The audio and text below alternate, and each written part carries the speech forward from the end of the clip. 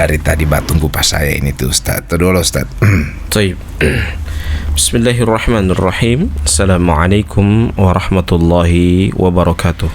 Waalaikumsalam warahmatullahi. Alhamdulillahi rabbil alamin wal aqibatu lil muttaqin wa la udwana illa 'alal zalimin. Asyhadu an la ilaha illallah wahdahu la syarika lah wa asyhadu anna sayyidana wa nabiyyana Muhammadan abduhu wa rasuluh la nabiyya ba'dah. Allahumma salli wa sallim wa zid wa barik ala sayyidina Muhammadin wa ala alihi wa sahbihi wa man sara ala hadihi wa iqtafa atharahu ila yaumi al-qiyamah.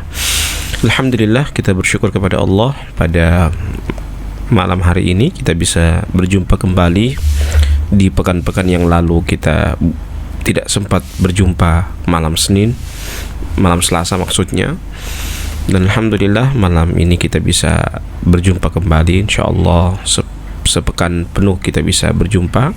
Amin. Dan kita masih pembahasan tentang racun hati. Racun hati masih tentang kathratu at-ta'am atau yang merusak hati seseorang adalah dari sisi makanan. Dia tidak memperhatikan makanan, ya. Kata Nabi Muhammad sallallahu alaihi wasallam, yakunu fi akhiriz zaman la yubali lil muslim, ya, akan datang pada akhir zaman orang muslim tidak akan peduli, ya, Muhalal hal min halalin au min haramin, atau apakah itu dari halal maupun yang haram. Iya. Ya. Wal ma sedangkan haram jasuja susah apalagi halal. Ya. Ya sampai seperti itu. Harusnya ya semakin dia bergerak semakin usahakan yang halal. Kalau halal yang susah tapi itu berkah dibanding yang haram, walaupun dia susah tetap dosa. Mau mudah mau susah tetap dosa. Tapi kalau yang haram yang halal walaupun dia susah itu adalah keberkahan di dalamnya. Jadi harta ini sekali lagi atau makanan ini kita harus perhatikan, ya. Bahkan Rasulullah sallallahu alaihi wasallam senantiasa memberikan kepada kita bahwa berkaitan dengan makanan ini. Kemarin kita sudah bahas bahwa hadis Nabi, orang yang berdoa berpuluh-puluh tahun, ya, dia tidak dikabulkan doanya. Di antara sebabnya adalah dia tidak mengkonsumsi makanan yang halal baik secara zat maupun secara maknawi. Taib. Nah, Dia berdoa berpuluh-puluh tahun tapi tidak pernah diijabah oleh Allah doanya. Tapi ada yang tidak pernah berdoa tapi rezekinya lancar-lancar saja. Bagaimana itu Ustaz? Taib. Kenikmatan itu kadangkala Allah menguji seseorang dengan dua hal. Ada yang dengan jamil, ada yang dengan kohar. Kalau yang kohar, ya, itu mungkin kita bisa bertaubat karena kita merasakan kesusahan. Iya. Tapi kalau Allah menguji dengan jamil, ya, seperti tadi Ustadz, ada orang yang tidak sholat Ustadz tapi rezeki banyak. Iya. Berarti Allah menguji dengan jamil, indahnya ujian itu. Jadi dia terlena dengan ujian itu, diuji dengan nikmat. Iya. Kalau orang diuji dengan susah, dia bisa kembali. Tapi yang berat itu adalah ketika seorang diuji dengan kenikmatan, ya. Makanya Allah abadikan dalam surah Al-Fajr, fa'ammal insanu idza mabtalahu rabbuhu fa'akramahu wa na'amahu fayaqulu rabbi akraman. Adapun manusia, apabila Allah menguji kepada mereka, fa'akramahu wa na'amah, ya, Allah menguji bukan dengan kesusahan, tapi apa? Allah muliakan dia dan Allah berikan nikmat kepadanya. Fayaqulu rabbi akraman. Dia menganggap bahwa Tuhanku sementara memuliakanku. Padahal Allah menguji dia dengan kenikmatan.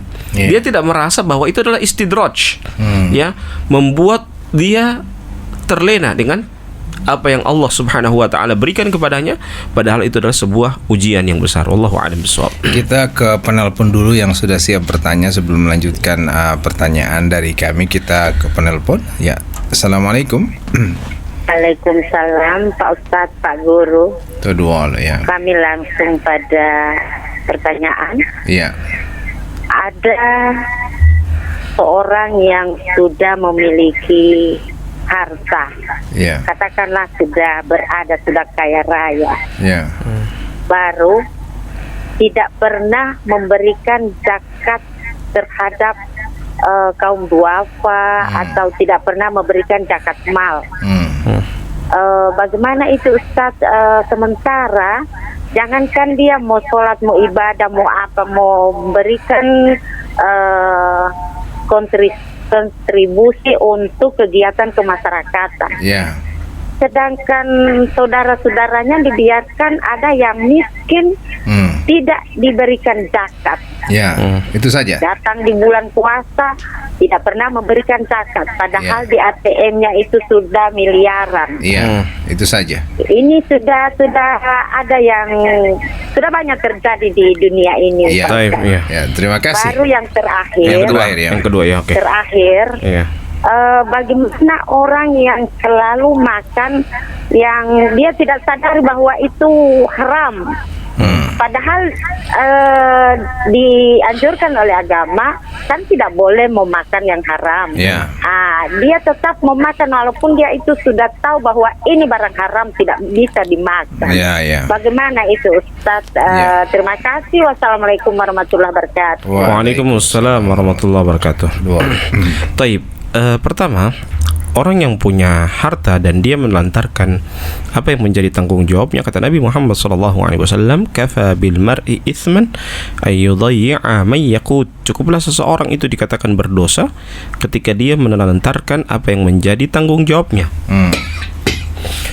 Sehingga kalau dia bicara tentang masalah dia tidak memperhatikan saudaranya, maka ini adalah sebuah dosa. Ya, dosa karena dia memiliki kecukupan. Mungkin kalau tidak memperhatikan, mungkin kalau dia susah juga. Tapi ini sekarang dia mampu. Iya. Ya, dia mampu. Dan ingat bahwa harta yang Allah berikan kepada kita, kekayaan yang Allah berikan kepada kita, itu adalah titipan. Ya, sekali waktu Allah akan tarik. Ya, banyak contoh. Ya, banyak contoh. Dan kita tahu siapa itu Firaun. Ya, dia bukan cuman orang yang biasa. Dia adalah pemimpin di zamannya. Saking dia sombong dengan kepemimpinannya, dia mengaku Tuhan, sehingga Allah tenggelamkan dia ke Laut Merah. Kita tahu siapa itu Qarun yang memiliki harta yang sangat banyak.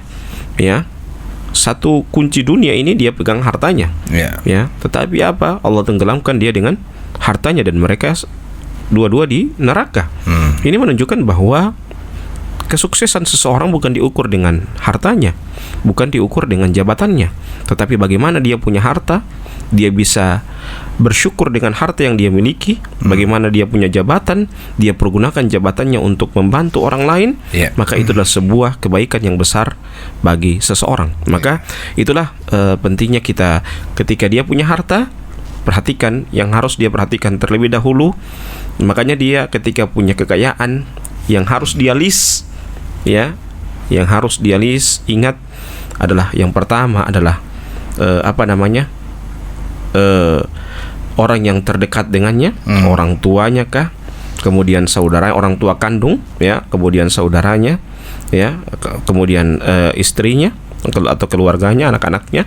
Kemudian setelah itu adalah orang-orang yang mendatangkan kebaikan, masjid-masjid sekitarnya, ya. Tetangganya pun kata Nabi apa? Aqrabu minka baban, orang yang dekat dengan pintu rumahmu. Ya, jadi orang yang terdekat itu yang harus dibagi-bagi rezekinya. Orang yang tidak mau berbagi itu, Ustaz, bisa saja dia berpendapat bahwa harta yang dia peroleh adalah harta yang dari jerih payahnya. Betul. Tidak ada campur tangan. Dia pengolah enggak setengah mati betul lo pehuti.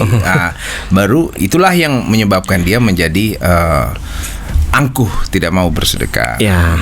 Tapi itu coba lihat, ya, orang terdahulu, harta kita mungkin tidak setinggi hartanya Qarun, ya.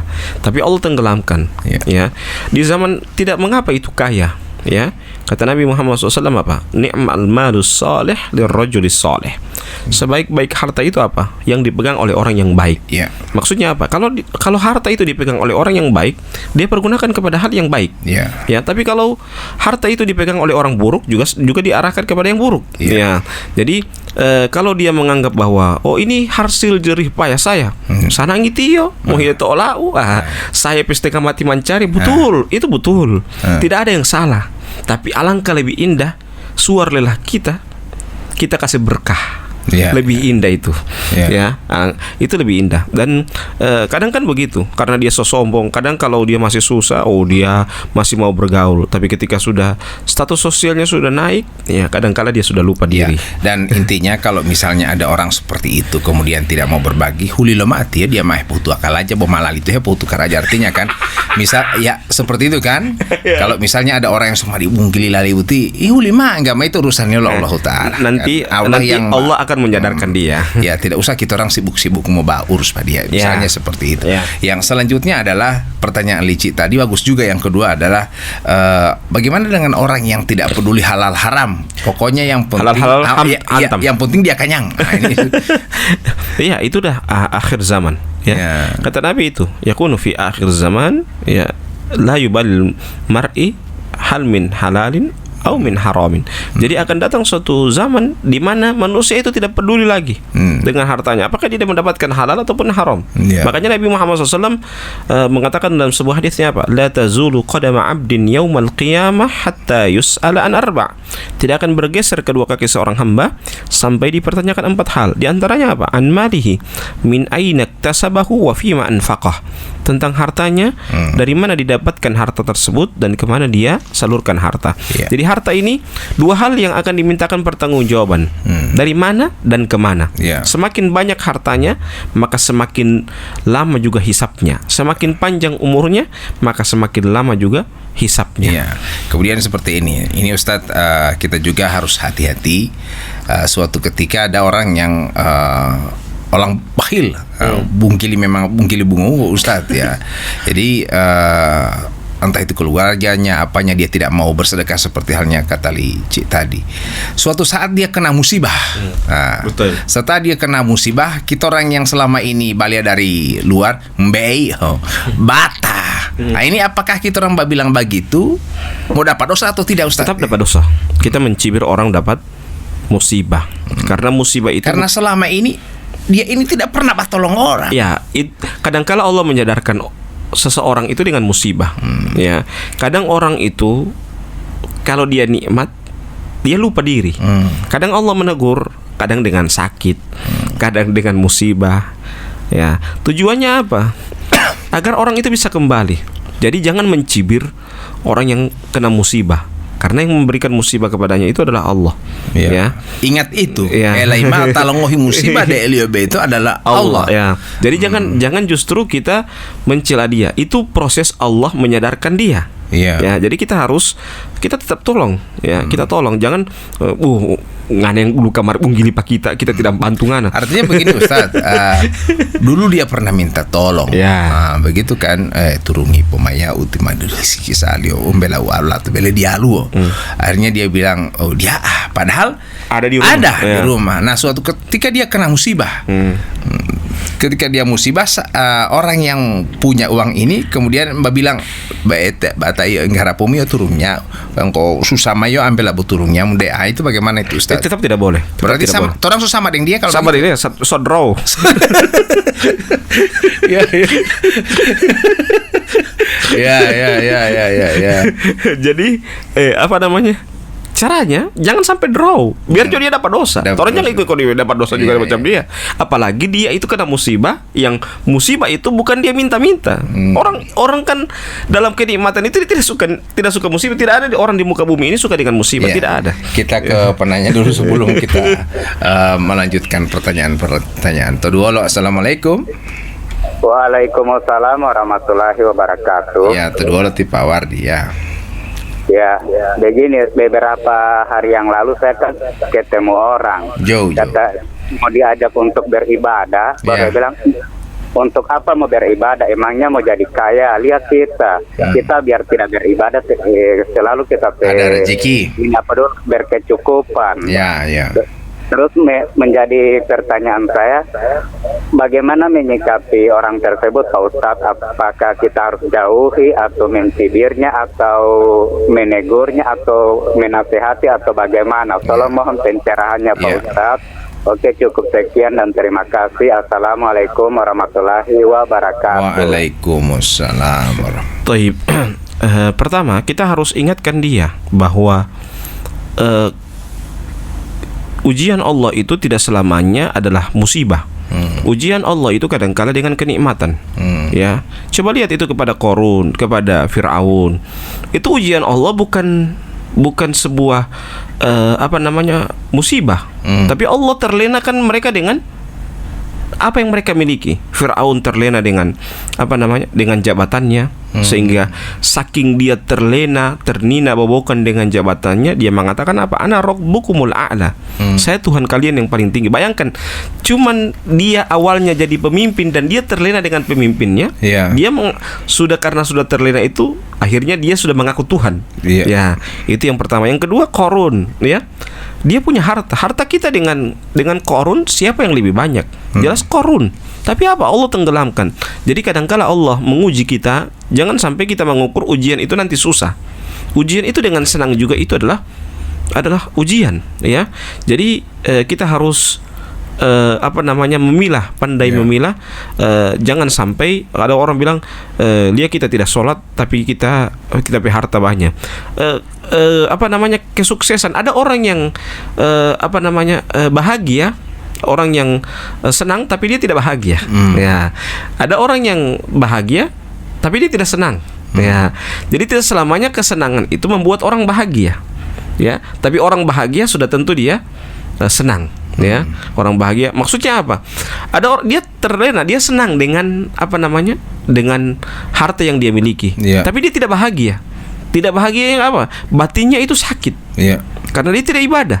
Karena ibadah itu adalah kebutuhan batin, bukan kebutuhan lahir. Uang itu adalah kebutuhan lahir, ya. Jadi orang kadangkala dia lupa dengan kebutuhan batinnya, sehingga kadangkala dia akan sadar ketika Allah membuat dia tersungkur jauh, dan ini banyak terjadi. Wallahu a'lam bishawab. Ya, kita ke pertanyaan selanjutnya dari Tikabah.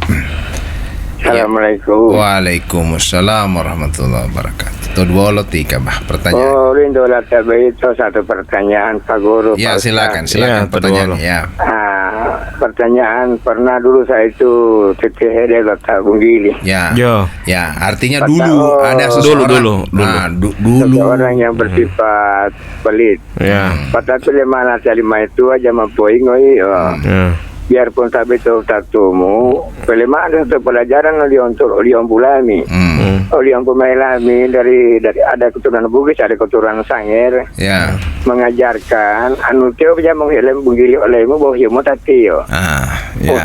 Bila mana saat nanti teo hialo, kalau dia punya perasaan dia pasti akan memberikan. Ya.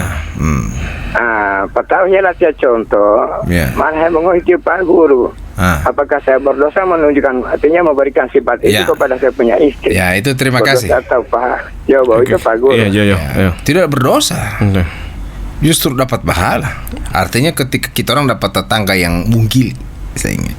Tapi justru karena bunggili dia, justru Tikabah bantu. Dia bilang pada istri, bantu ke sana dia, berikan dia. Dengan begitu, setelah dia berikan terus berikan, akhirnya si tetangganya ini menjadi baik pun, saling baku antar. Ini bagaimana ini, Ustaz? Taib. Pertama, sebelum kita bahas tentang pelit, ya, para ulama mengatakan apa? Al-jar qabla dar. Pilihlah tetanggamu sebelum engkau memilih rumahmu. Ya, karena tetangga itu sangat mempengaruhi akhlak kita dan akhlak dari anak-anak kita. Ya, sehingga pilihlah dulu tetanggamu sebelum engkau memilih rumahmu. Ya, maksudnya apa? Kita perhatikan dulu tetangga kita sebelum kita membangun rumah di tempat itu. Itu yang pertama. Yang kedua, tentang tadi orang yang pelit. Orang pelit itu cara mengobati pelitnya, berikan terus dia. servis terus dia. Itu yang cara yang paling ampuh. Sama juga dengan cara yang paling ampuh kepada istri yang jahat, dia dipoligami. Itu akan jinak itu, istri yang jahat itu. Jadi begitulah cara yang paling ampuh. Jadi orang yang pelit itu, cara yang paling ampuhnya adalah perhatikan dia, ya, diservis dia baik-baik. Dia akan pasti akan luluh hatinya. Sedangkan dia yang tidak mampu perhatikan sama saya, apalagi saya yang mampu. Selesai, gitu. Bu, ada yang DP yang pernyataan kedua itu Ustadz bikin saya penasaran. Wa nu mau tapuhiala moingo ponika. Itu jamal itu Ustadz. Jawab Marosa. Tidak ada hubungan ini dengan topik ini Ustadz, jangan pancing ke sana pol. Jadi itu Pak Wardi. Kita kalau etika bahas tadi pertanyaannya, kalau ada tetangga yang baik yang kurang baik kemudian kita baiki akhirnya akan jadi baik juga, luluh juga insya Allah seperti itu. Bukan berarti Ustadz misalnya ada tetangga yang misalnya janda di sebelah yang tidak baik, akhirnya Ustadz jadi baik Pak dia. Ini main melumungau Pak Ustadz. Jadi sayang sekali kami akan akhiri perbincangan kita pada malam hari ini. Apapun yang kami berikan insya Allah bermanfaat. Kalau ada yang salah-salah kembalikan kepada kami. Insya Allah kita akan bertemu kembali di esok malam karena sudah akan memasuki waktunya azan Isya. Baik, kita tutup dengan bacakan doa kafaratul majelis. Subhanakallahumma bihamdika asyhadu an la ilaha illa anta astaghfiruka wa atubu ilaik. Wassalamualaikum warahmatullahi wabarakatuh. Assalamualaikum warahmatullahi wabarakatuh. Alhamdulillahi rabbil alamin. Wassalatu wassalamu ala asrafil anbiya'i wal mursalin wa ala alihi wa sahbihi ajma'in. Pendengar yang sama dirahmati Allah subhanahu wa ta'ala, puji dan syukur kita panjatkan atas segala nikmat rahmat kepada Allah subhanahu wa ta'ala yang telah hadir memberikan hidayahnya untuk kita semua, petunjuknya dan juga rezekinya, waktunya, kesempatannya yang kita gunakan bersama untuk mendengarkan program Mohima Isya di Cahaya FM, memperoleh hikmah menunggu azan Isya. Untuk itu pada malam hari ini kita seperti biasa akan bersama Bapak Ustadz Rubianto Ibrahim STHI dengan topik yang akan kita bahas pada malam ini. Dan beberapa hari yang lalu bahkan semalam kami tidak bisa hadir karena di antara kami ada yang berhalangan, dan alhamdulillah Hui Butia itu kembali bersama-sama untuk bisa mendengarkan penyampaian Pak Ustadz. Dan untuk itu kita akan persilahkan Pak Ustadz untuk memberikan ceramahnya pada malam hari ini. Sembari Bapak Ibu sekalian yang ingin bertanya, kami persilahkan di nomor kami 085171664994. Belum pepol itu Ustadz mah rijibu Ustadz ya, semua Rajab ini. Masuk Rajab juga ya? Masuk Rajab ya? Iya. 60 hari kan, ada yang sobat status 60 hari OTW Ramadan. Tapi kalau saya melihat jadwal itu hari Sabtu baru 1 Rajab. Tapi ada juga yang pada hari ini ya. Tidak, maksudnya ini sudah akhir-akhir kan. 60 hari itu berarti akhir-akhir dari bulan Rajab. Semua mau dekat ya.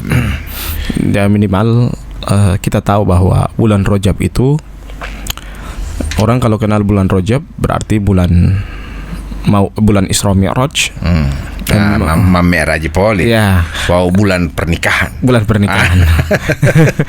Teman-teman, kita buka dulu ya. Baik.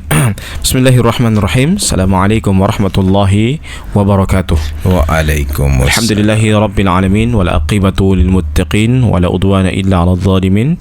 Asyhadu an la ilaha illallah wahdahu la syarikalah wa asyhadu anna sayyidana wa nabiyyana Muhammadan abduhu wa rasuluh la nabiyya ba'dah. Allahumma salli wa sallim wa zid wa barik ala sayyidina Muhammadin wa ala alihi wa sahbihi wa man sara ala nahjihi wa iktafa atharahu ila yaumi al-qiyamah. Para pendengar Cahaya FM dimanapun Anda berada, alhamdulillah kita bersyukur kepada Allah subhanahu wa ta'ala pada malam hari ini kita bisa berjumpa kembali dalam acara Mohima Isya. Dan alhamdulillah kita masih pembahasan tentang racun hati. Racun hati yang selanjutnya adalah kathratul isyrah, yaitu banyak bergaul. Ya, pergaulan itu hal yang tidak dilarang, tetapi pergaulan itu dilarang ketika seseorang tidak bisa menjaga pergaulannya dengan sebaik-baiknya. Kalau dia bergaul dengan orang, ya tentunya kalau dia orang yang baik bisa mempengaruhi orang lain itu menjadi baik. Jangan justru dipengaruhi, ya. Karena kalau mempengaruhi orang menjadi baik, maka itu adalah sebuah kebaikan. Dan larangan kita berteman itu, ya, larangan ketika yang lebih berpengaruh itu adalah keburukan dibanding kebaikan. Sehingga Nabi melarang untuk berteman, ya, memilih teman-teman yang buruk. Makanya kata Nabi Muhammad SAW dalam hadisnya, al-mar'u ala dini khalilihi falyandur ahadukum man yukhalil. Agama seseorang dilihat dari agama temannya. Maka lihatlah kepada siapa dia berteman.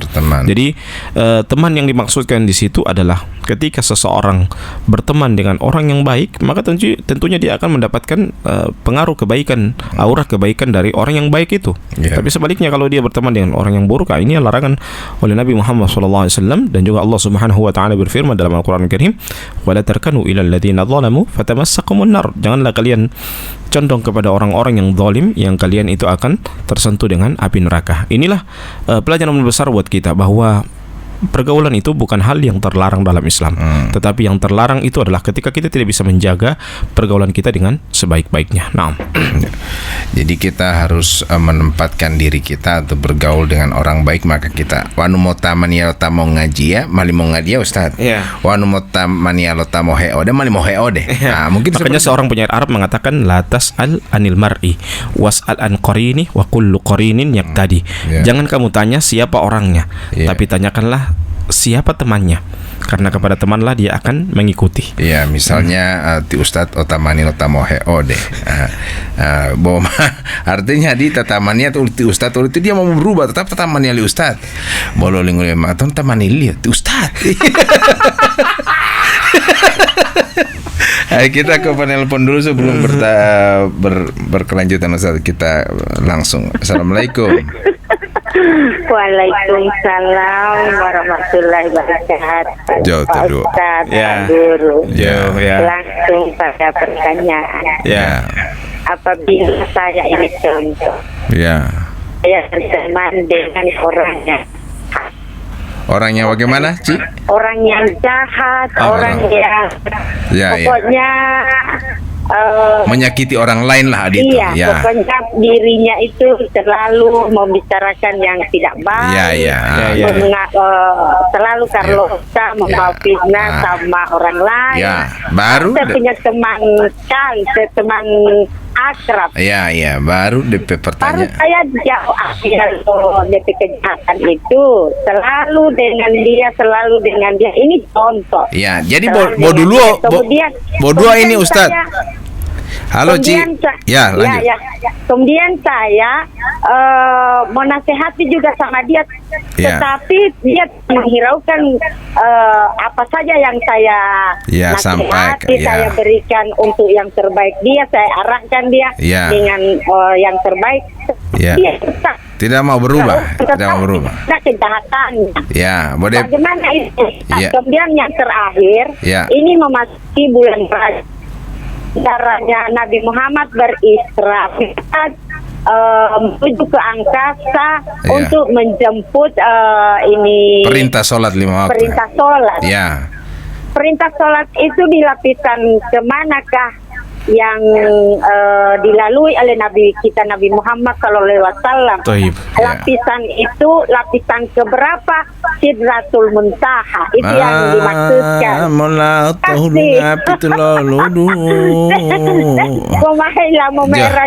Pak Guru. Terima kasih. Mbak Wito. Wassalamualaikum warahmatullahi wabarakatuh. Waalaikumsalam warahmatullahi wabarakatuh. Ini sebelum Ustaz saya terangkan. Jadi ini TCI berutamaan dengan orang yang jahat. Dia selalu nasihati ini orang jahat, tapi tidak pernah berubah. Bahwa orang jahat bilang pokoknya cuma dua, antara TCI yang akan jadi orang jahat atau saya yang akan jadi orang baik. Begini Tugas kita hanya menyampaikan. Kata Allah Subhanahu wa taala dalam Al-Qur'anul Karim dalam surah Yasin, "Wa ma 'alaina illal balagul mubin." Tidaklah tugas kami kecuali apa? Balag, menyampaikan. Mubin. Fadzakir innama anta mudzakir, ya. Berikanlah peringatan. Sesungguhnya engkau itu adalah pemberi peringatan. Atau dalam surah Adz-Dzariyat ayat 55, "Wa dzakir fa inna dzikra tanfa'ul mu'minin."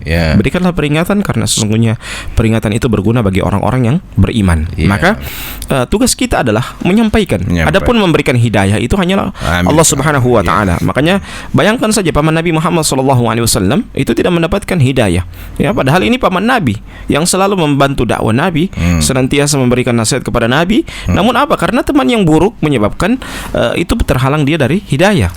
Dan Allah Subhanahu wa taala mewanti-wanti kepada Rasulullah sallallahu alaihi wasallam, "Innaka la tahdi man ahbabta, walakin Allah yahdi man yasha." Sesungguhnya engkau tidak akan bisa memberikan petunjuk kepada orang yang engkau cintai. Walakin Allah yahdi man yasha.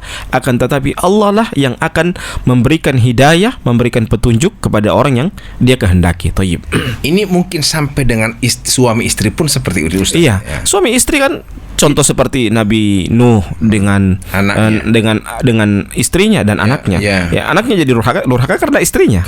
Begitu juga Nabi Lut. Nabi Lut juga anaknya durhaka karena istrinya. Jadi seperti itulah kisah-kisah di zaman para nabi itu sudah ada. Jadi begini Ustaz, ada pertanyaan selanjutnya. Misalnya sang istri tidak mendengar pada suami. Misalnya suami bilang sholat, tapi dia juga tidak hiraukan seperti itu. Nah, apakah si suami ini boleh menceraikan atau bagaimana? Bicarakan dulu baik-baik. Cerai itu solusi terakhir, ya. Makanya Nabi Muhammad SAW mengatakan dalam sebuah hadisnya, "Unduri aina anti jannatuki aw naruki." Lihatlah posisimu pada suamimu. Apakah kamu mendapatkan surga atau neraka? Maksudnya apa? Ketika seorang istri taat kepada suaminya, tentunya taat kepada kebaikan, maka dia akan mendapatkan surga. Sebaliknya, ketika istrinya itu durhaka kepada suaminya, maka tentunya dia akan mendapatkan neraka jahanam. Maksudnya durhaka di sini, durhaka ketika diperintahkan oleh suaminya berbuat kebaikan. Namun kalau misalnya Ustaz, kan seperti yang tadi, kita orang hanya berfungsi sebagai pengingat. Fadzakir innama anta mudzakir. Jadi kita orang hanya sebagai pengingat saja. Nah, sang suami hanya berperan sebagai pengingat karena memang hidayah milik Allah Subhanahu wa taala. Betul. Dan sepanjang hidupnya dia hanya mengingatkan, tetap istrinya tetap. Kalau suami itu sudah pengganti dari orang tua. Karena ketika diberikan pilihan antara pilih orang tua atau pilih suami, maka istri harus memilih suami, bukan memilih orang tua. Pernah di zaman Nabi Muhammad SAW ada orang yang berjihad. Dia pesan sama istrinya, jangan keluar rumah ente sebelum saya balik. Di tengah perjalanan, waktu itu belum ada HP, belum ada telepon, Di tengah perjalanan, orang tua dari istrinya ini sakit. Datanglah keluarga, diutus untuk mengajak istrinya untuk menjenguk orang tuanya itu. Dia ingat ini pesan dari suaminya, jangan keluar sebelum saya balik. Dia tidak keluar, tidak berani. Dia bilang maaf. Nah, singkat cerita, datanglah kedua kali. Orang ini sudah memberitahukan, kalau tadi memberitahukan sakit. Sekarang sudah meninggal dunia. Dia tetap bersikeras bahwa saya tidak mau keluar. Tidak akan melayat. Karena apa? Karena taat dengan suaminya. Apa yang terjadi ketika dia pulang? Suaminya pulang. Suami pulang dan hal itu diadukan kepada Rasulullah SAW. Apa kata Rasulullah? Orang tuanya itu masuk surga disebabkan karena apa? Karena istrinya berbakti kepada suaminya. Jadi seperti itu. Kadang juga istri-istri ini dia kasih pigi. Lihat pada petaman meninggal dunia DP suami. DP taman DP istri menangis, dia cukup menangis. Pulang kemarin dia dapat DP suami berarti tidak masakan. Mau menangis pada DP suami. Tidak dengar pada suami. Kita ke pertanyaan telepon tadi yang sudah masuk. Silakan melanjutkan pertanyaan Cimu Uce tadi. Perintah sholat itu di lapisan langit yang keberapa itu? Begini, kalau yang lebih penting itu yang kita tahu itu bukan masalah lapisan. Yang kita tahu itu alhamdulillah Nabi itu batawar dari 50 waktu ke 5 waktu. Coba seandainya 50 waktu itu jadi. Entah beda 50 waktu. Ambela uli mula waktu tu barasa. Nah, itu maksud saya. Alhamdulillah Nabi itu saking sayangnya kepada umatnya, 50 waktu beliau tawar menjadi 5 waktu. Coba seandainya 50 waktu itu jadi. Dan itu Nabi itu sampai turun ke berdialog dengan nabi-nabi sebelumnya. Ya, nabi-nabi sebelumnya. Nabi Musa dia mengatakan nafsi, diriku. Maksudnya mereka tidak bisa membantu Nabi.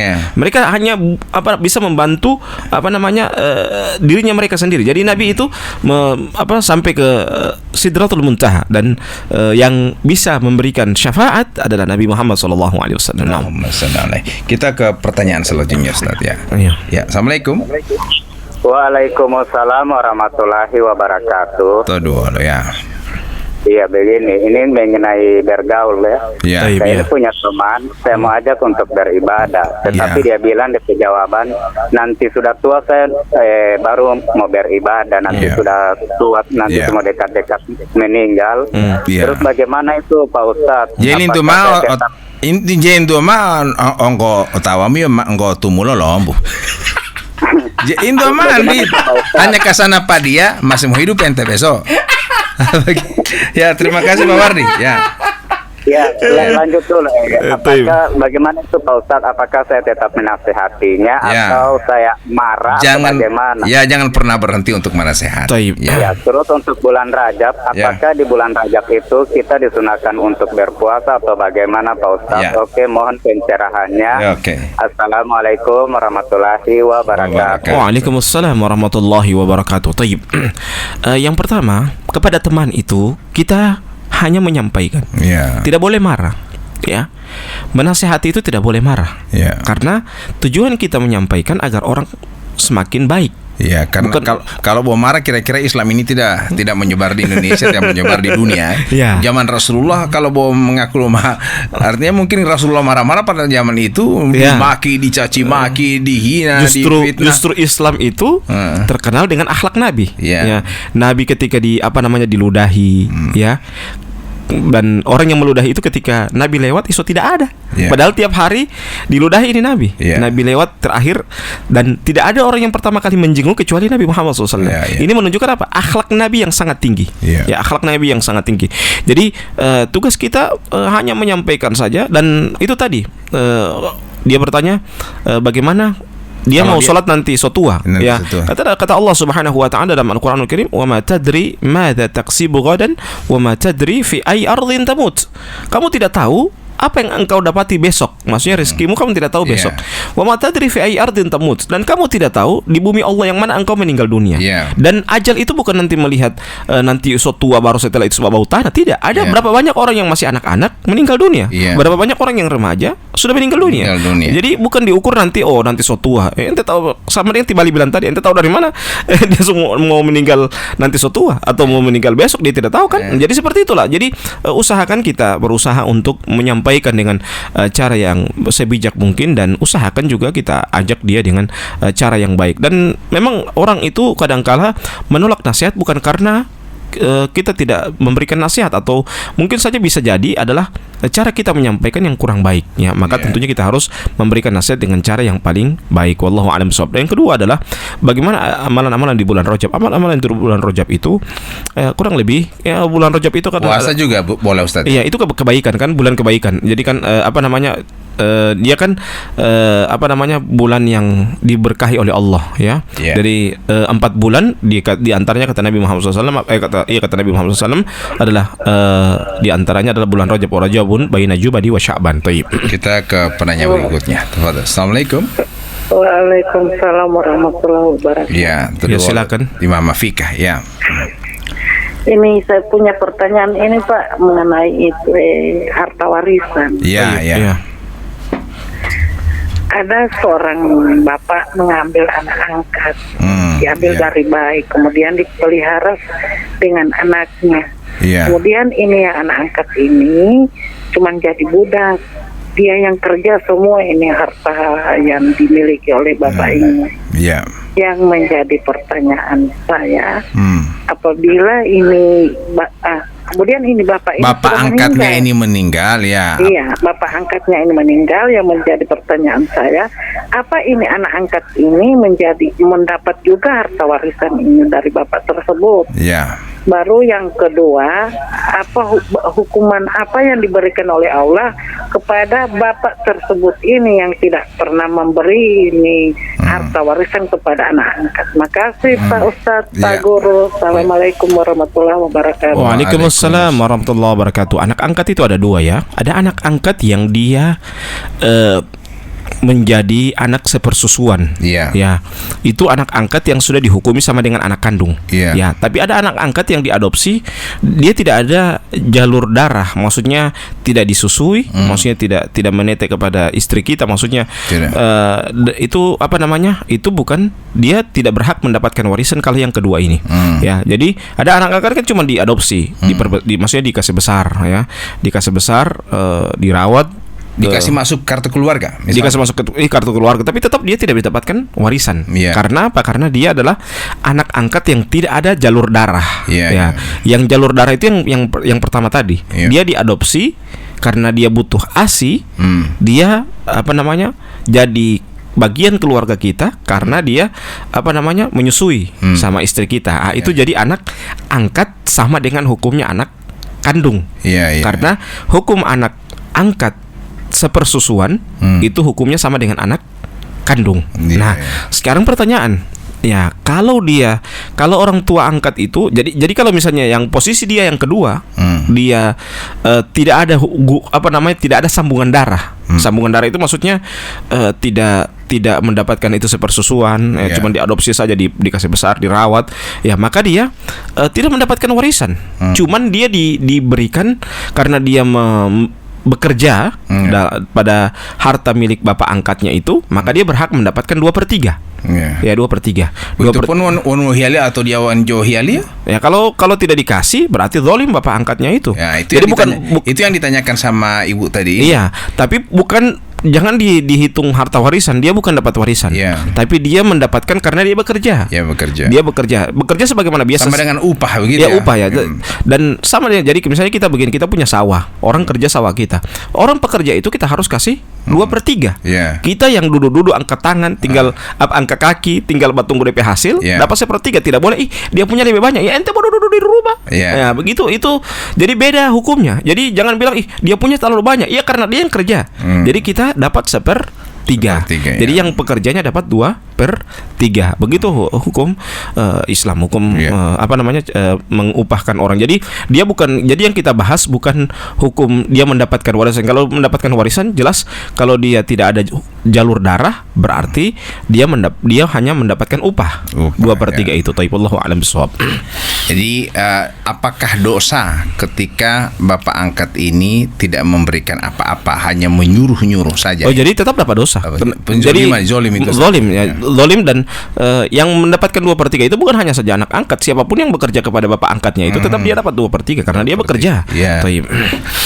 Jadi begitu Mama Fika. Kalau misalnya, tapi boleh kita orang misalnya saya mau atau Ti Ustadz mau ambil anak angkat boleh? Iya, ambil anak angkat boleh. Tapi kalau istri angkat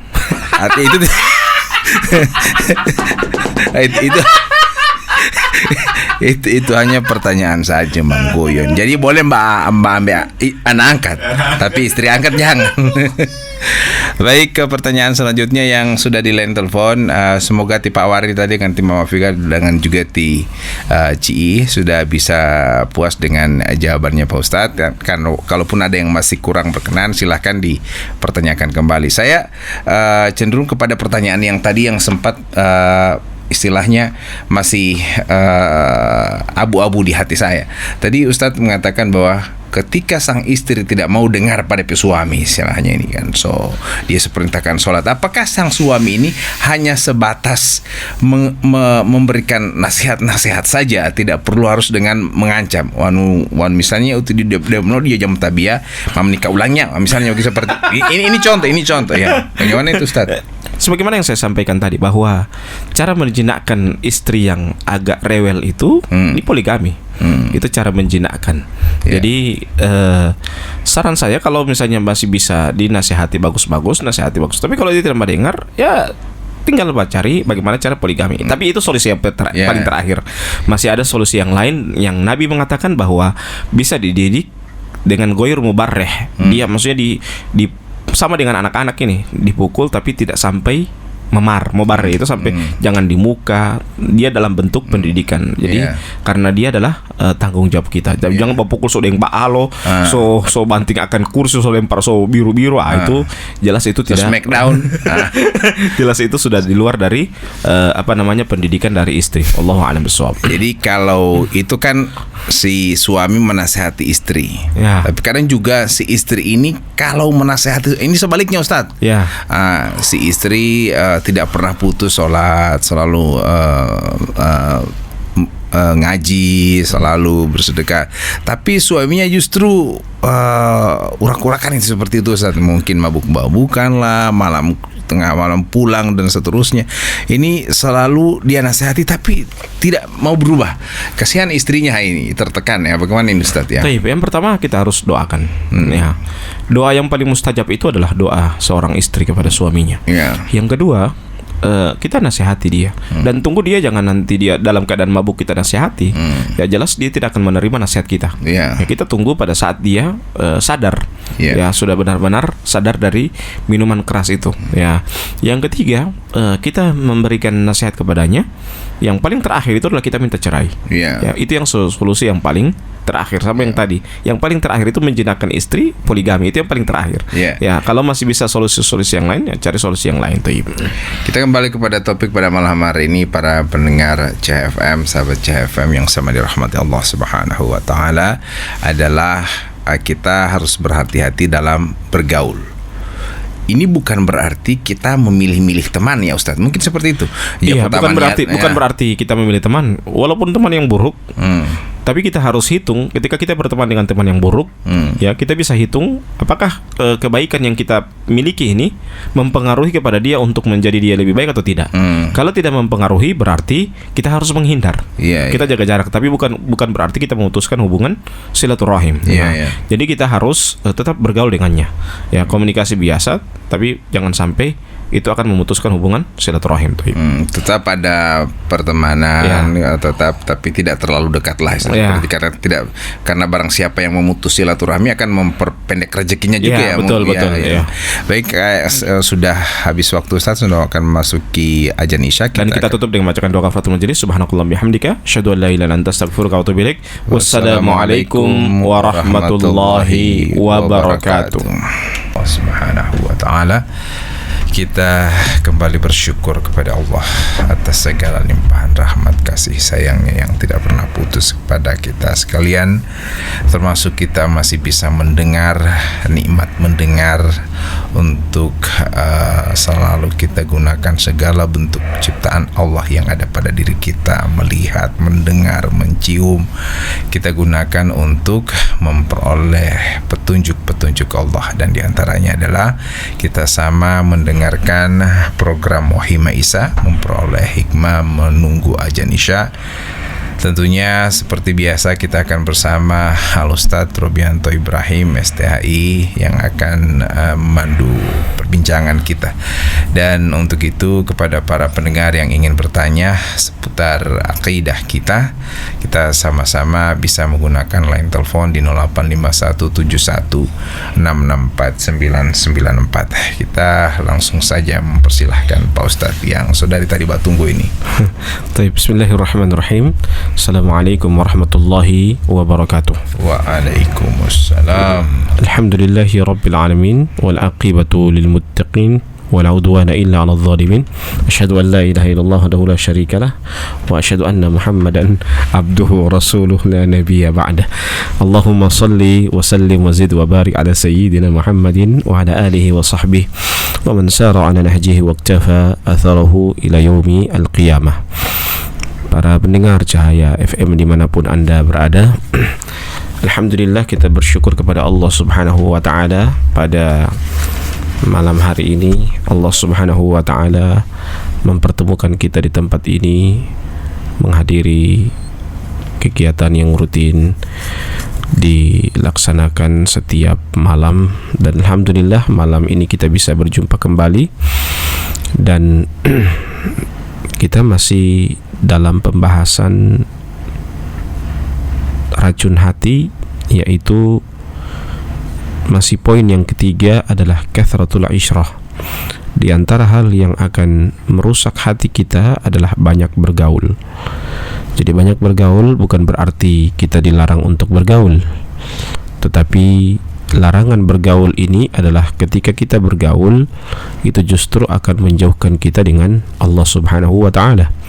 Ketika kita bergaul itu akan merusak akhlak kita. Ketika kita bergaul itu akan membuat kita tidak lebih baik daripada sebelumnya.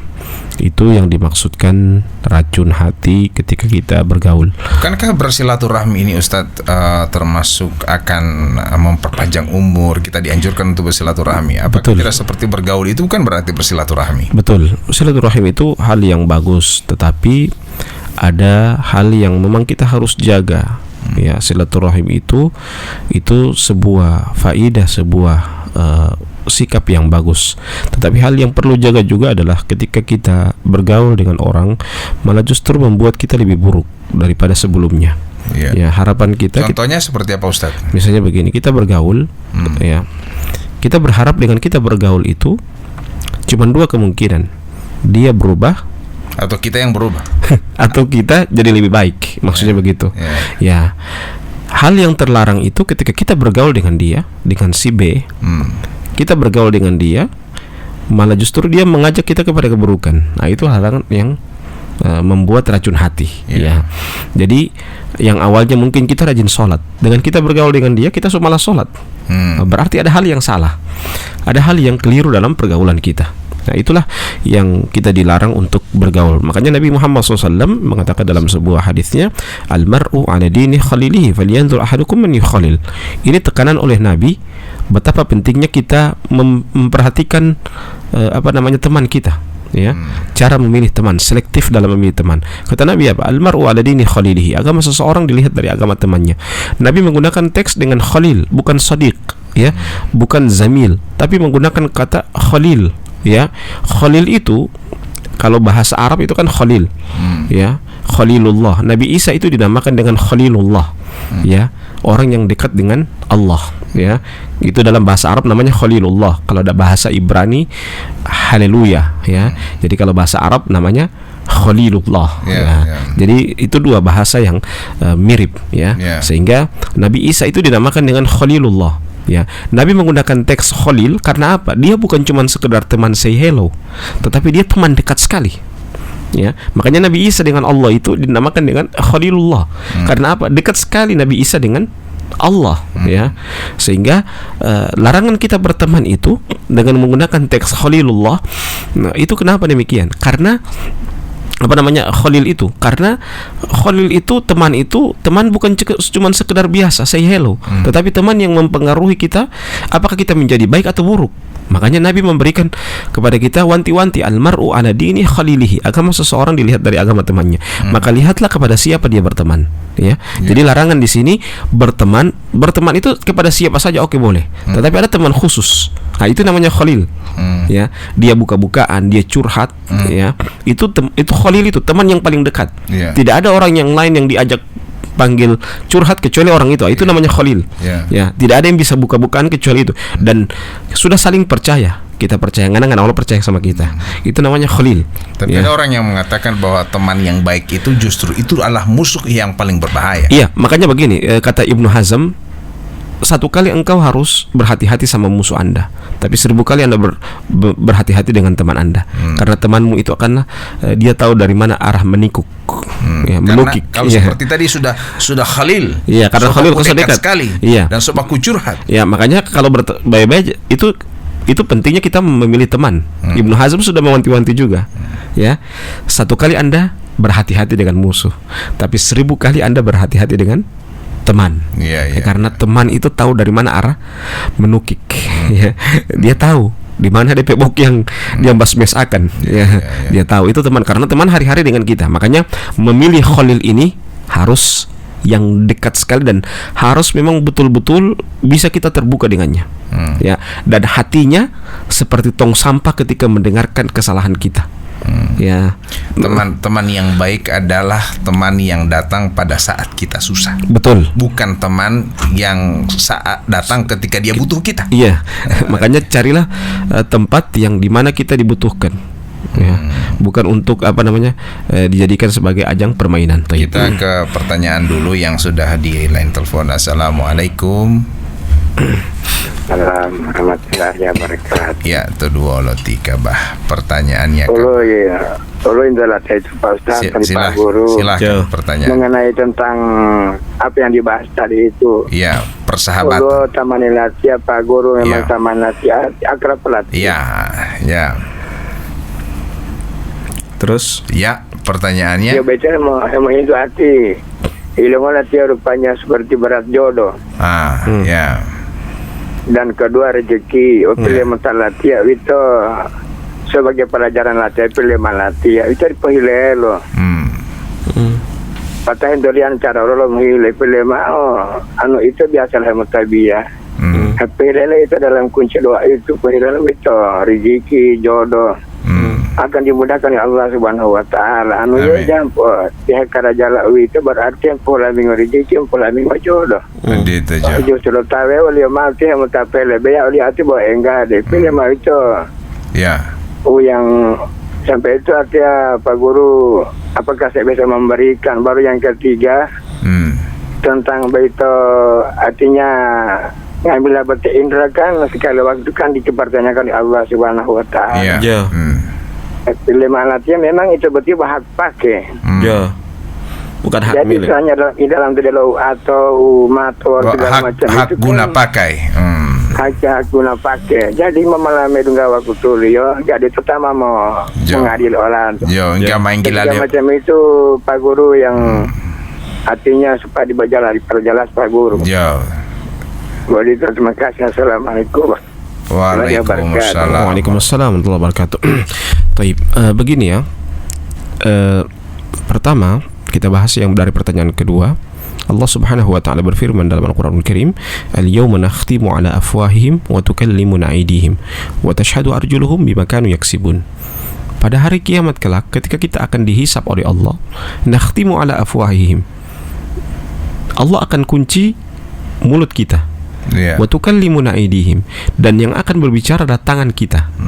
Dan yang akan menjadi saksi wa tashhadu arjuluhum bima kanu yaksibun, dan yang menjadi saksi adalah kaki kita, apa yang kita telah dapatkan selama ini. Ya, ini menunjukkan apa? Bahwa tangan dan kaki pada hari kiamat kelak dia akan berbicara. Dia akan mempertanggungjawabkan. Lisan kita yang selalu kita pakai untuk membantah, dia akan terdiam. Dan yang akan menjawab adalah tangan dan kaki kita yang menjadi saksi. Yang kedua, bukan hanya saja sholat yang mendatangkan rezeki. Ada para ulama memberikan solusi-solusi, di antaranya kita banyak membaca hizib rizik. Ya, ada namanya hizib rizki, ya, yang ditulis oleh Abul Hasan Asy-Syadzili. Ini di dalamnya ada doa-doa wirid-wirid yang sangat bagus. Di antaranya juga ada juga hadis-hadis Nabi Muhammad SAW mengajarkan kepada kita untuk bagaimana kita meminta rezeki yang baik yang dituntunkan oleh Nabi Muhammad SAW. Jadi tidak boleh kita meminta rezeki lewat tuyul atau lewat lewat dukun. Minta jodoh bikin Pak dukun. Ya, jadi jodoh ditolak dukun bertindak. Jadi yang sampai demikian kita mencari jodoh, ya. Jodoh ini yang pertama kita lakukan adalah kita memantaskan diri dulu. Ya, kalau kita ingin mendapatkan jodoh kita yang terbaik, kita jadi baik dulu. Karena kata Allah itu sering menyebutkan at-thayyibuna lit-thayyibat, al-khabithuna lil-khabithat. Laki-laki yang baik untuk perempuan yang baik. Ya.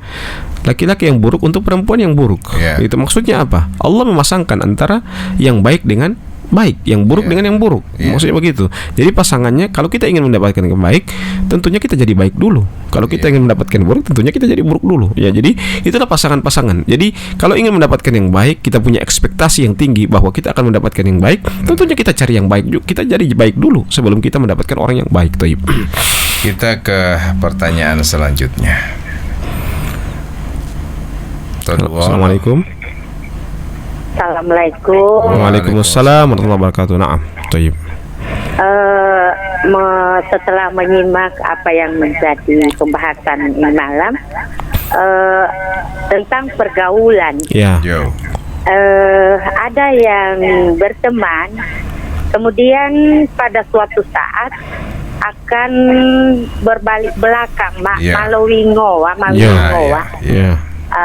Itu kan termasuk bergaul untuk berteman ini.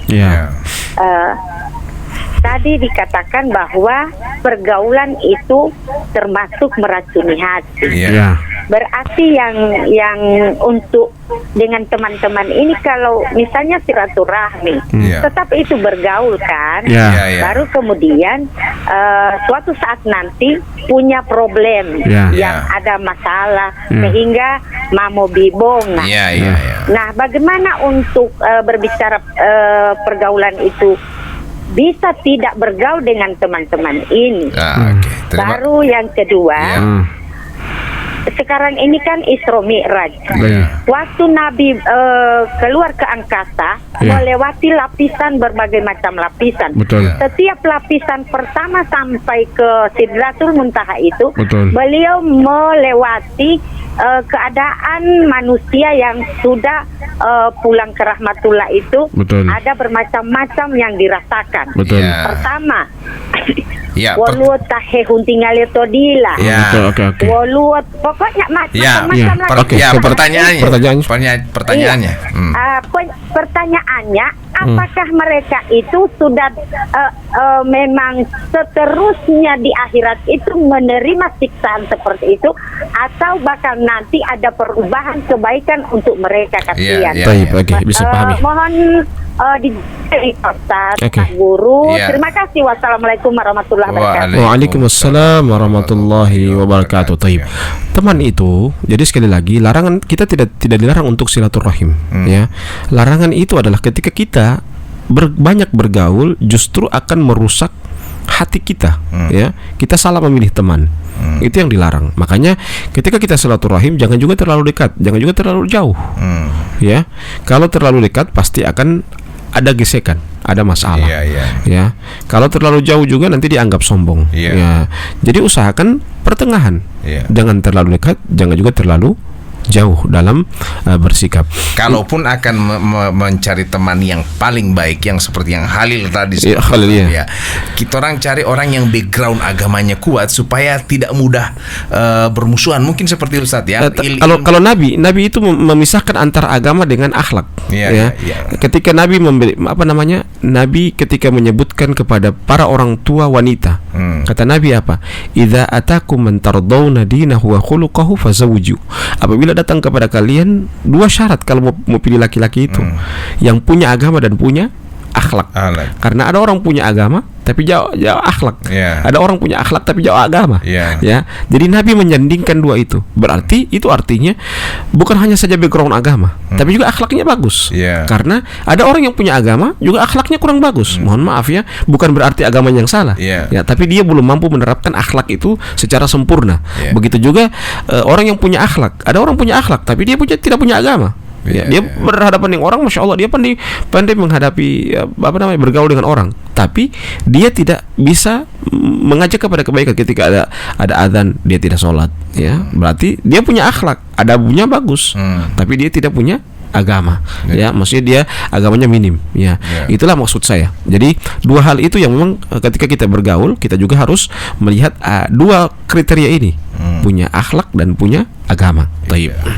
Pertanyaan kedua jadi yang kedua mengenai orang yang disiksa. Orang yang disiksa itu tergantung berapa lama dia melakukan dosa di dunia.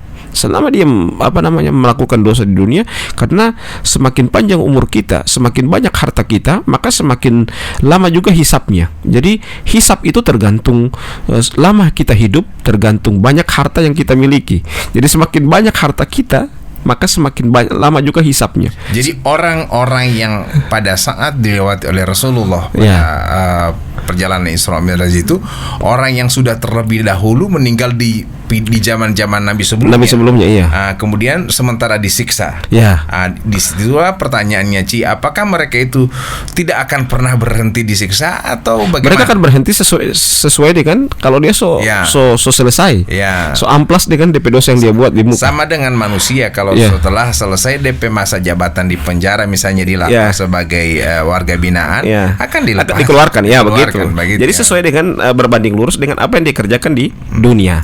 Jadi bukan berarti Allah itu maha menyiksa, tidak. Tapi itulah kemahaadilannya Allah. Karena sudah diperingati. Ajabku sangat pedih. Diperingati, tapi kita melanggar. Malah yang contoh lagi Rasulullah sebagai contoh nyata. Sudah melihat langsung. Dan selalu ajabku sangat pedih. Ada buat tadi, ada buat dia mau dungo ya.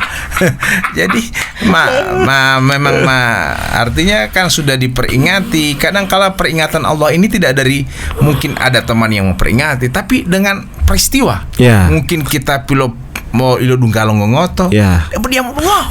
Kemarin di majelis taklim saya pernah ditanya apa perbedaan antara ujian dengan teguran. Kalau teguran itu ketika kita jauh dari Allah, itu Allah akan menegur. Tapi kalau ujian kadangkala ketika kita dekat dengan Allah, itu Allah menguji kita. Dia mau naik level ini. Sama dengan orang mau naik kelas, dia uji dulu. Dia mau uji dulu. Jadi kalau teguran itu kita sudah jauh dari Allah. Allah menegur kita dengan berbagai macam, dengan peristiwa alam, kadang-kala dengan sesuatu yang mungkin agak berat menurut kita. Dia agak berat, dan agak berat itu yang membuat kita harus banyak bersabar. Karena ujian-ujian itu. Jadi teguran Allah itu kadang-kala, dan Allah itu ketika menegur, Allah ketika menghukumi, itu adalah maha adilnya Allah. Jangan kita anggap bahwa Allah itu zalim kepada kita, tidak. Tapi itu adalah Allah maha adil, dan itulah keadilan Allah. Karena Allah sudah menegur berulang-ulang kali, dan bayangkan, coba kita bandingkan antara nikmat yang Allah berikan kepada kita dengan dengan teguran yang Allah berikan kepada kita. Nikmat Allah itu lebih banyak daripada teguran. Thayyib. Ini sama dengan ada kisah teman saya, mungkin juga cuma cerita.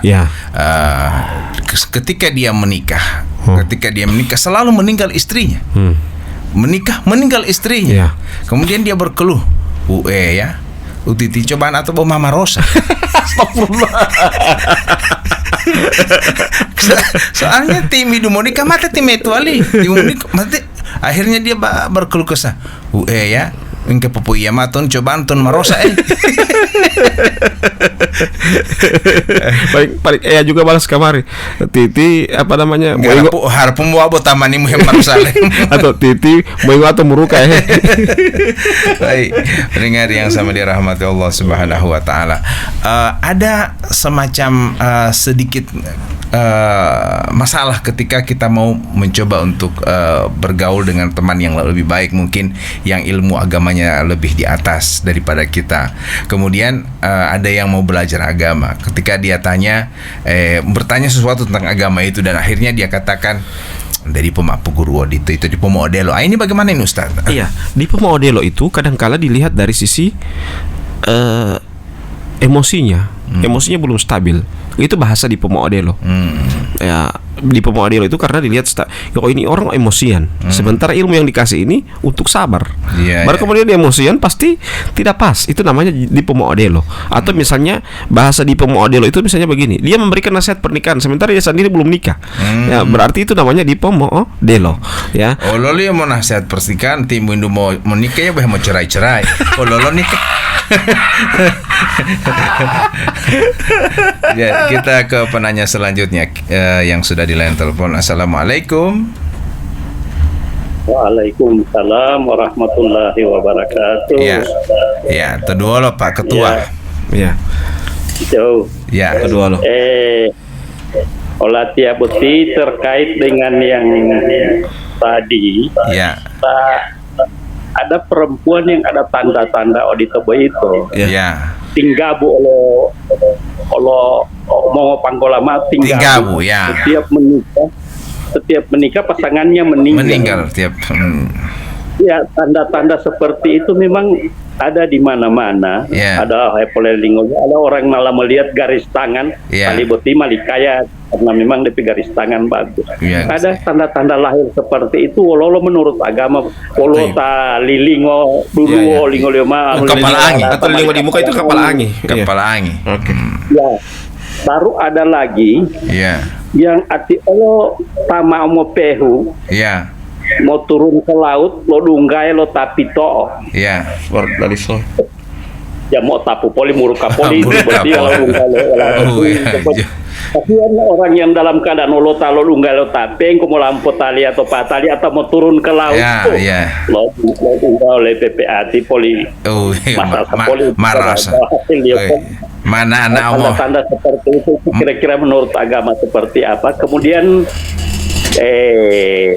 Bali saya ini kebetulan kemarin ada di kota Polopo wala itu mengeluh mai dia itu kemarin itu lo otapu wolo tadi depi taipale dong keluarga lo tal depi taipale itu pasti saat seperti ini kan mau depita segala sesuatu itu maksudnya sementara dia itu orang yang sudah ditetapkan yang untuk dia ada pilihan tersendiri. Sama baik untuk menjaga perasaan dia buat tilolimo itu sementara dia itu dia buat pilihan yang pertama itu. Nah kira-kira alo dia paling boti haram atau bagaimana karena dia itu kalau limo menjaga perasaan lo talongo iboti. Muali boleh lema mato limo paling buja piliowi.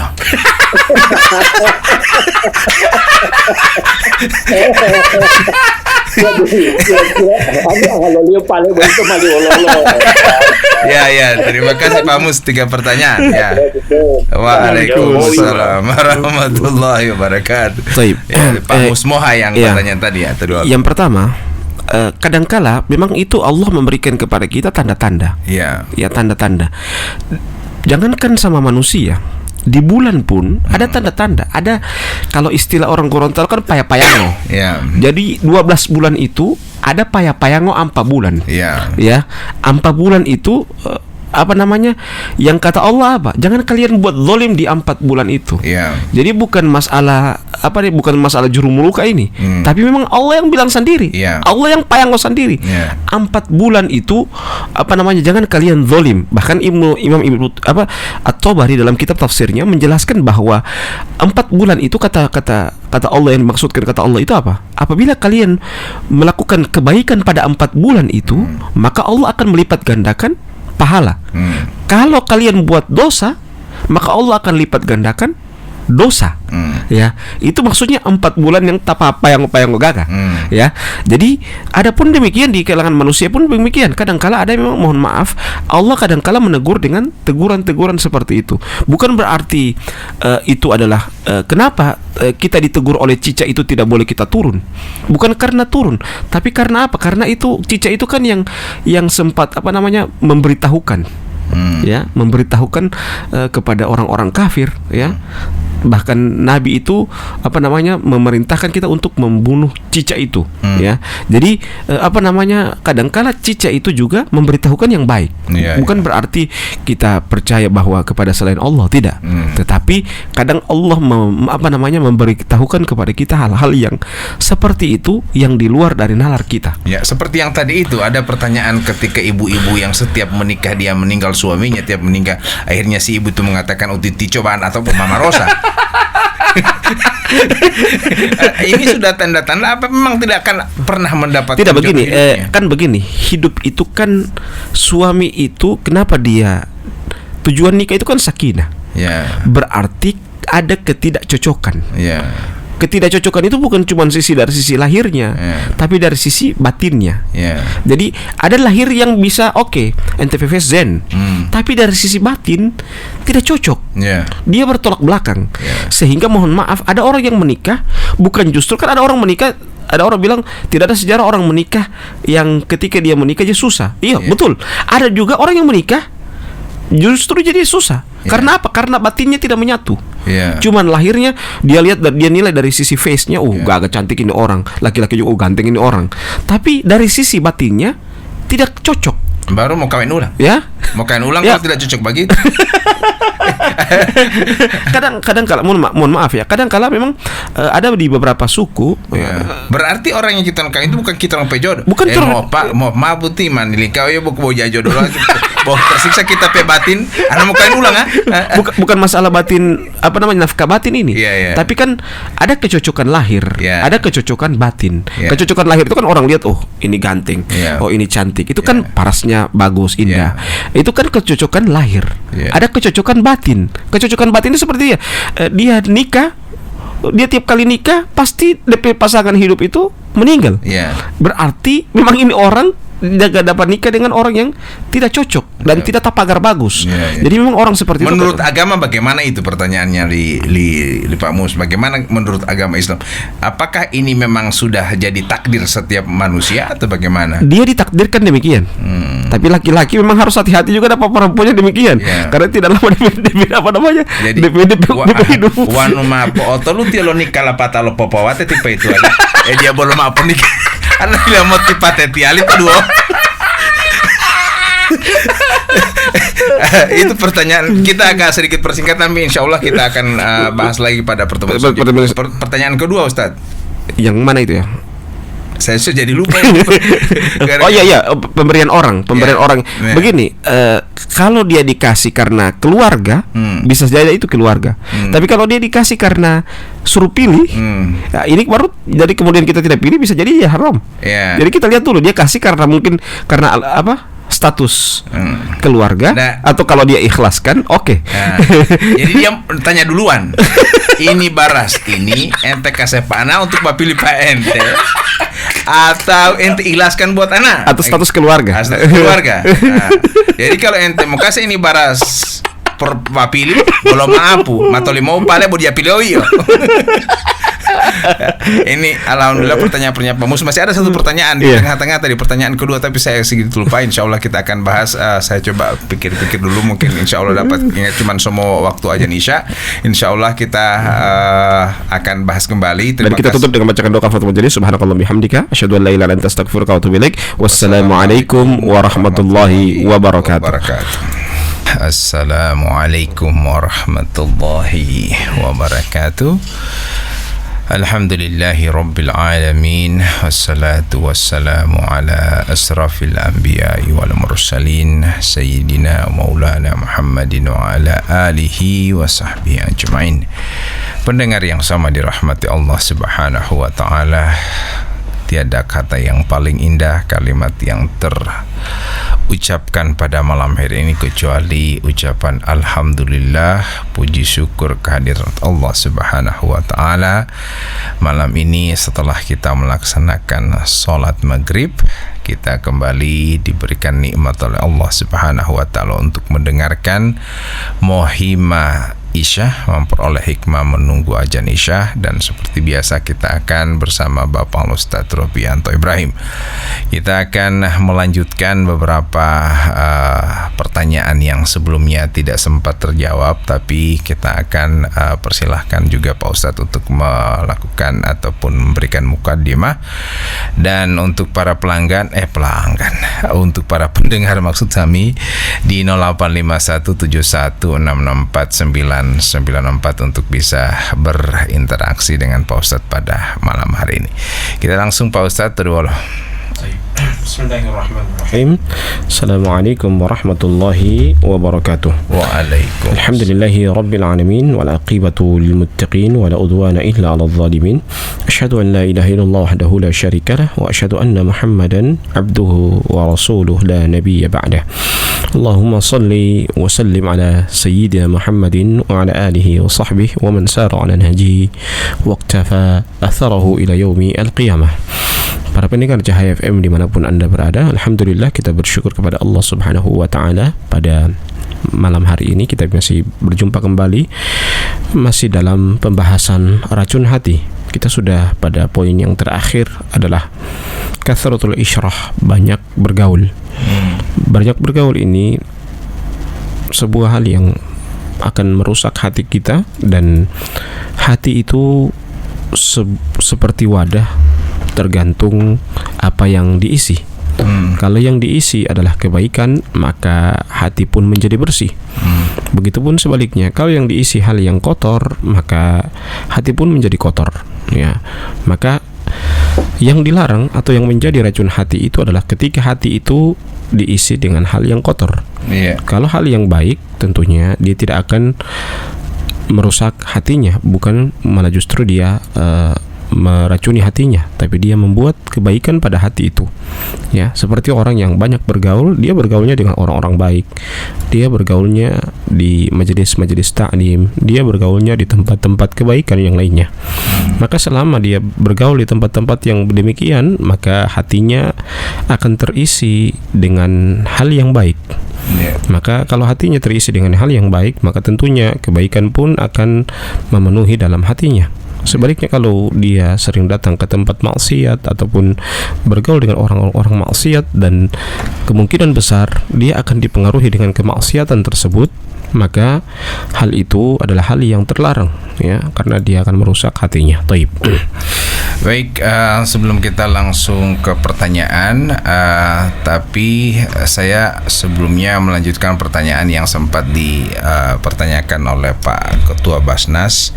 Tapi kita ucapkan dulu selamat kepada Basnas Kabupaten Bualemo yang melakukan tadi ada launching ya di Lupi. Iya, Desa Zakat, Kampung Zakat. Kampung Zakat. Iya, insyaallah. Dan kita langsung ke pertanyaannya Pak Mus kemarin, ya, adalah ketika kita keluar rumah bertemu dengan orang-orang yang anggapan orang itu mau bikin sial. Seperti halnya nulung kata PPO dia akan terjadi. Kemudian ketika kita ketemu sama Mama Tamo Lude Binte misalnya, kalau dungkai kalau bencong udah Mama Malik kau nggak ada bencong buat Binte. Artinya ada hal seperti itu yang nunggu tapi itu mata bosowe putino. Ini bagaimana menurut Islam? Apakah ini ada, Ustaz? Ada hal yang memang seperti hewan-hewan tertentu memang tidak boleh kita berjumpa dengan hewan itu, karena itu adalah syaitan, seperti ular hitam, anjing hitam, kucing hitam, ya, itu adalah syaitan. Atau dalam rumah itu ada kecoak, kekarlak ya bahasa Indonesianya. Kecoak, ya. Kalau ada kekarlak atau kecoa itu dalam rumah itu, ya, maka kalau dia sudah banyak, itu tanda bahwa di rumah itu ada syaitan. Ya, di rumah itu ada syaitan. Dan itu bukan kalau bukan setan, Allah busu itu rumah. Kalau bukan busu berarti ada banyak kotoran dalam rumah itu. Coba saya bersihkan sana supaya kecoa tidak ada. Iya, maksudnya begini, kecoa itu ada memang dia kecoa datang karena dia kotor. Ada kecoa tiba-tiba datang banyak. Nah, itu syaitan datang. Dia misalnya tiba-tiba misalnya ini rumah bersih sekali, baru tiba-tiba so banyak, so 5-10 datang kamar, so berkumpul di rumah itu, berarti ada syaitan di rumah itu. Syaitan datang. Baru ada tamu yang baku ikut kamar yang kecok. Ya suhu lolati tali tinanam. Tutulnya melo kecok tali. Ya.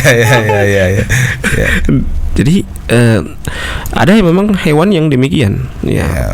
Dan di zaman Nabi juga demikian. Kenapa itu Nabi itu sampai memerintahkan kita untuk membunuh cicak? Karena memang sampai saja di zaman sekarang kadang-kala orang kalau ditegur oleh cicak, ya, dia tidak berani keluar, ya. Tapi sebenarnya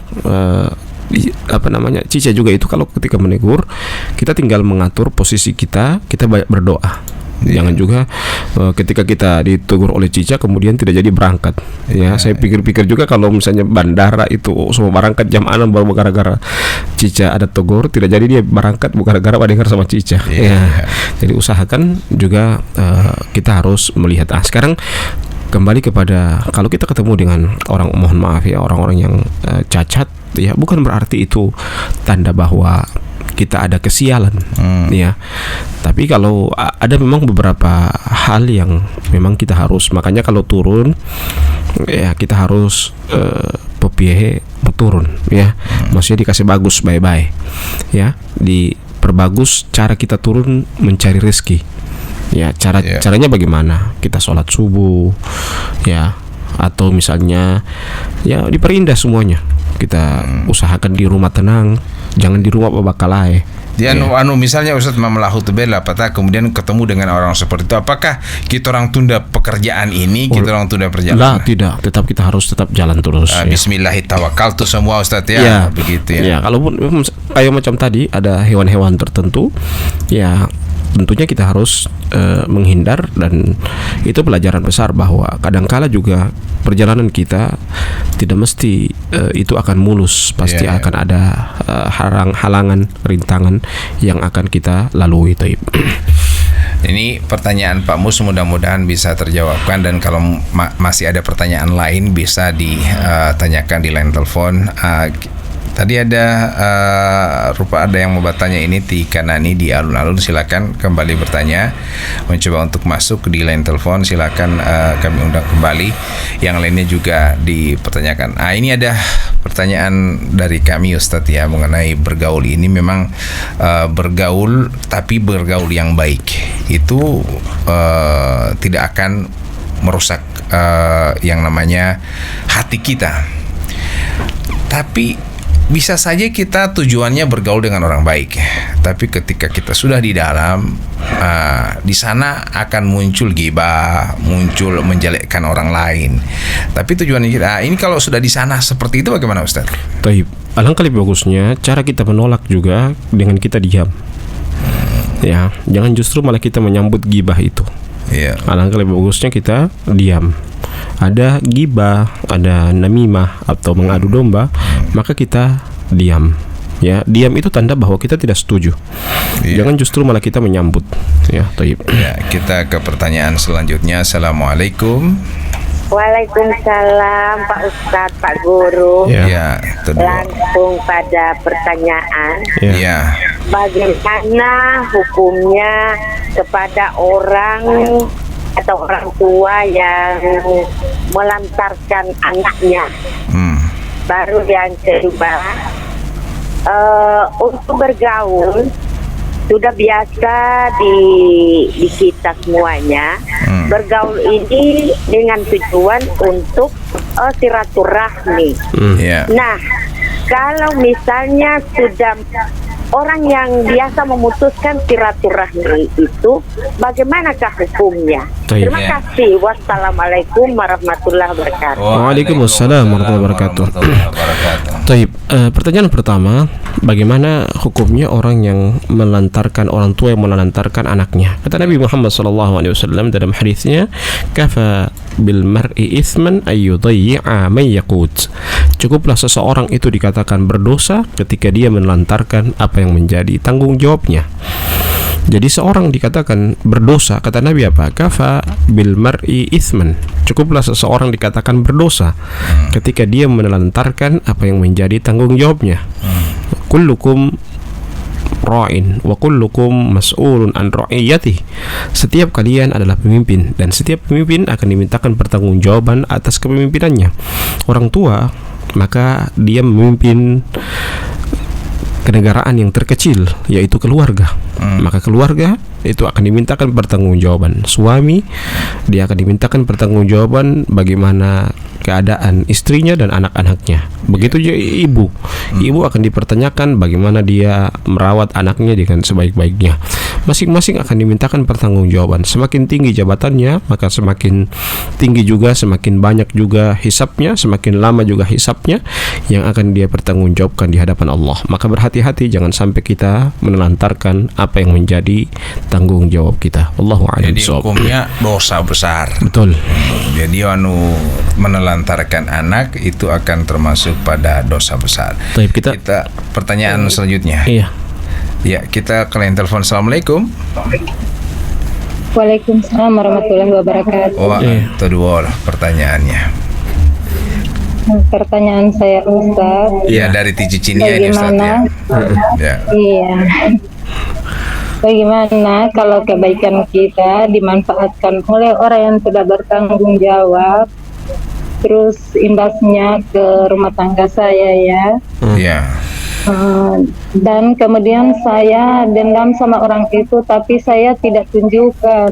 Iya. Karena saya intinya orang yang ingin membantu, ingin membahagiakan orang lain, walaupun saya yang sakit kepala. Iya.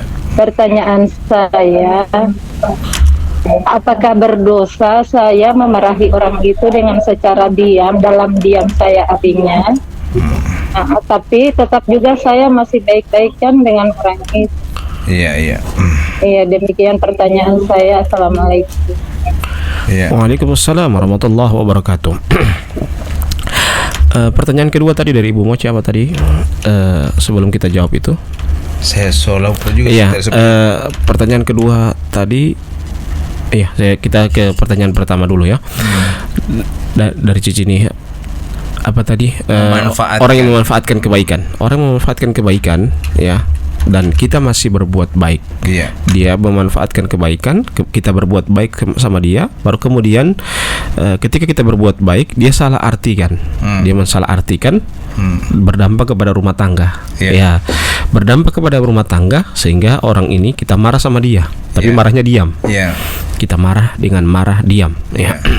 Kalau marah diam seperti itu, kalau lihat dalam posisi rumah tangga kita terancam, berarti kita jangan diam, karena dia tidak tahu bahwa kita marah. Ya, dalam suatu kaidah mengatakan dar'ul mafasid muqaddamun ala jalbil masalih. Menolak kerusakan itu didahulukan daripada mengambil manfaat. Ya, maksudnya apa? Sekarang akan merusak rumah tangga kita, jadi kita harus tegur. Ya, kebaikan saya jangan disalahartikan. Saya baik untuk membantu, bukan punya tujuan tendensi yang lain. Ya, jadi kita sampaikan demikian. Daripada kita diam, dia tidak tahu kita marah, dia pikir kita iya saja. Ya, jadi mendingan disampaikan bahwa saya tidak suka hal ini adalah hal yang keliru. Jangan sampai kamu ganggu saya, dan ini membuat kerusakan dalam rumah tangga saya. Ini mungkin akan sama dengan pertanyaannya Pak Mus tadi malam. Orang yang mau bakas sebaras. Nah, ini mungkin tujuannya kasihan untuk sebuah kebaikan. Tapi orang menyalahartikan bahwa karena yang mau calon poli mampio ya ilamu gitu.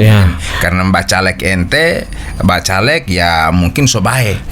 Akhirnya apakah ini cukup didiamkan atau ditegur? Tidak, kalau begini, makanya harus to the point. Kalau dia kasih, kita tanya, ini kasih untuk apa, bro? Kalau ente kasih ini untuk karena kita hubungan keluarga atau untuk kebaikan ente, oke, never mind. Tapi kalau misalnya ente kasih ini untuk untuk punya tendensi mau suruh pilih, nah ini baru bagaimana? Anak Muhammad atau tidak? Jadi akad dari awal, ya, al muslim ala syurutihim. Muslim itu sesuai dengan syarat-syaratnya. Syarat-syaratnya apa? Disepakati. Anak Muhammad dibaras. Tujuannya apa? NTP tujuan apa dulu? Apa kamu suruh pilih ente atau karena hubungan keluarga? Atau karena ente kebaikan? Atau begini, ente mau pilih anak dengan tidak itu terserah ente. Anak mau kasih ini sesuatu untuk ente, bodoh akan anak. Doakan. Mohon dukungan doa saja. Ente mau pilih silakan, ente tidak mau pilih juga silakan.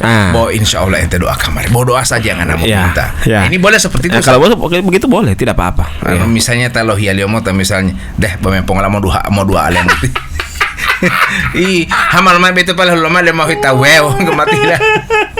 Ini pertanyaannya Cici Nia tadi ini mungkin saya boleh simpulkan, mungkin kalau kita berteman Ustaz taman ada ini kan, dan kita paku taman baik, akhirnya saya ketemu dengan teman saya. Dia begitu, teman TTM nanti, teman tapi mesra, ya. Iya. Tapi misalnya begini, saya ketemu dengan Ustadz, kemudian kita orang baku taman baik. Nah, saya punya tetangga yang punya mobil misalnya. Saya bilang, bulu tipe otomu ti uti bulu tapo ti Ustadz mau pinjam. Padahal ti Ustadz tidak mau pinjam, karena kita orang baku taman baik, dia pikir orang yang sebelah ini mengerti bahwa mungkin benar karena kita teman dari Ustadz. Akhirnya saya pinjamlah ini mobil. So pakai sampai ke kota, saya kembali ulang. Besok ketemulah saya ti Ustadz dengan yang punya mobil ini. Yang punya mobil bilang, Ustadz anak suka pinjam dari Pak ente itu oto, alhamdulillah terima kasih, tidak apa-apa. Ini apakah ti Ustadz akan memarah pas saya yang membawa nama Ustadz ini atau bagaimana? Kalau dia tidak apa-apa, berarti aman. Tapi kalau ada mohon maaf ya, bukan diminta-minta. Kalau dia celaka, bawa nama saya, rusak nanti ya. Ya, kadang-kala kan demikian. Kadang-kala juga kebaikan orang itu kadang-kala disalahartikan. Nah, itu bahaya. Apalagi bila tali oto jati luang ali ya. bukan nanti Ustadz nanti yang punya auto bilang, Ustadz terima kasih Ustadz mati luang ama bensin apa aja ti luang kali Ustadz. ini contoh. ini memanfaatkan hubungan baik antara Ustadz dengan saya misalnya seperti itu. Ya, jadi kadang-kala makanya kalau berteman itu dia harus jangan sampai terlalu dekat. Ya, kalau terlalu dekat, apalagi dia lawan jenis, dia akan disalahartikan. Ya, akan disalahartikan dan itu bahaya kalau disalahartikan seperti itu. Ya, jadi kalau sesama jenis tidak ada masalah Ustadz ya. Ya. Jadi kalau bisa saja juga misalnya ada teman perempuan, istri saya berteman dengan seorang perempuan, dekat-dekat dengan istri saya. Ini hati-hati jangan sampai justru atau ti Ustadz pagar makan tanaman besok-besok misalnya ti Ustadz ada ti Ustadz pe istri ada taman baik. Taman sering-sering ke rumah besok-besok justru jatuh cinta pati Ustadz ini. Atau biasa boya hanuk. Ini hati-hati juga seperti itu, hal-hal seperti itu. Baik, kepada penelpon yang lain silahkan kami undang untuk bisa bertanya kepada Pak Ustadz. Memang bergaul ini akan menjadi racun hati. Kita berhati-hati untuk bergaul dalam berbuat kebaikan misalnya Ustadz ya. Misalnya bergaul setiap hari Jumat ada yang namanya Jumat Berkah, dan di sana berhimpunlah teman-teman saling membantu untuk berbagi di hari Jumat. Ini bergaul yang baik mungkin seperti itu. Bergaul yang baik itu. Dan itu suatu amalia yang bagus. Dan orang-orang pasti akan ingat. Ya, pasti di masjid itu kalau ada yang ada Jumat Berkah, pasti orang ingat. Ya. Yang orang ingat itu kebaikan. Ya, orang ingat itu adalah kebaikan. Baik, para pendengar yang sama dirahmati Allah Subhanahu wa taala, jika sudah tidak ada pertanyaan lagi, sekarang sudah menunjukkan pukul 7 malam. Baik, kita akan segera akhiri perjumpaan kita pada malam hari ini. Insyaallah kita akan bertemu lagi di esok malam karena sudah akan mendekati azan Isya. Kita tutup dengan bacakan doa kafaratul majelis. Subhanakallahumma wa bihamdika asyhadu an la ilaha illa anta astaghfiruka wa atubu ilaik. Wassalamualaikum warahmatullahi wabarakatuh.